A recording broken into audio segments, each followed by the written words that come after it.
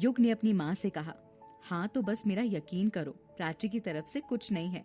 ये इंसान ही बेकार है जो हर बार प्राची की जिंदगी तबाह करने आता है। उसे बदला लेने के लिए पता नहीं क्या क्या करता है। युग ने अमन को देखकर कहा तो प्राची युग के पास आकर बोली, यार कैरी ऑन आवर फंक्शन।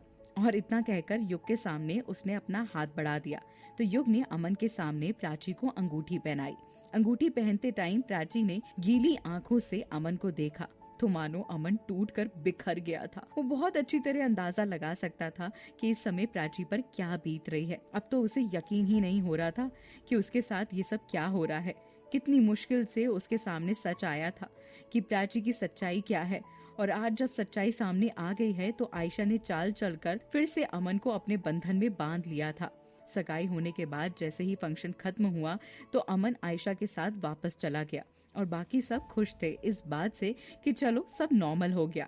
और आरव और निखिल को भी जिस बात का डर था वो भले ही हुई थी, लेकिन उन्हें इस बात की खुशी थी कि अमन का ड्रामा ज्यादा देर तक ना चल सका। लेकिन अगर आज किसी को इन सब बातों से तकलीफ हो रही थी तो वो थी प्राची। और प्राची की तकलीफ से मधु और रूही दोनों ही बहुत अच्छी तरह वाकिफ थे। वो दोनों ही बार बार प्राची को देखकर एक दूसरे से कह रही थी कि अब क्या होगा। लेकिन अब अच्छा ये था कि प्राची की मोहब्बत अमन के लिए नफरत में बदल चुकी थी। उसने जितनी कोशिश की थी अमन को पाने की, उसे अब उतनी ही चिढ़ आ रही थी। अभी भी उसे यकीन नहीं हो रहा था कि अमन ऐसा कुछ भी कर सकता है। वो ये तो मानती थी कि अमन ने उसे शायद कभी प्यार ना किया, लेकिन फिर भी वो आयशा के साथ इतनी आगे तक पहुंच गया। ये बात प्राची को अभी भी हजम नहीं हो रही थी। अब तक उसे यकीन नहीं हो रहा था कि ये सब सच है, लेकिन अब जब उसने अपनी आंखों से देख लिया था तो यकीन उसे करना पड़ा था। वो माने या ना माने, लेकिन अब यही सच्चाई है, उसे यकीन तो करना था।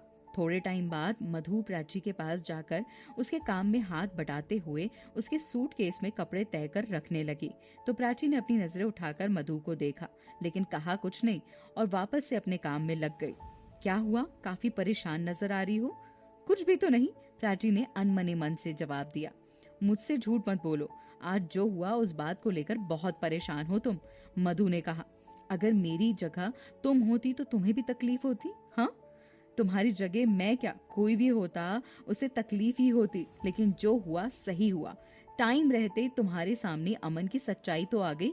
कम से कम अब तुम इस भ्रम में तो नहीं रहोगी कि अमन ने तुम्हें कभी प्यार किया था। अब तो ये बात साफ साफ जाहिर है कि अमन ने तुम्हें नहीं आयशा को प्यार किया है, तभी तो आज आयशा उसके बच्चे की माँ बनने वाली है।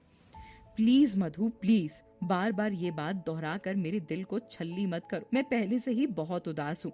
नहीं प्राची, मैं तुम्हें उदास करना या चोट पहुँचाना नहीं चाहती हूँ, बस इतना बताना चाहती हूँ कि अमन इतना कैसे गिर सकता है। इसमें किसी एक की गलती तो नहीं मान सकते ना। गलती अमन की है तो आयशा की भी। प्राची ने खुद को संभाल कर धीरे से कहा, आयशा वो तो अमन की दौलत पाने के लिए कुछ भी कर सकती है। खैर हम इस मैटर पर बात नहीं करें तो ज्यादा अच्छा है। प्राची चलो, सब तुम्हारा डिनर के लिए वेट कर रहे हैं। ये कहकर मधु खींचकर प्राची को नीचे ले गई तो वहाँ सब लोग डाइनिंग टेबल पर बैठकर प्राची के आने का वेट कर रहे थे।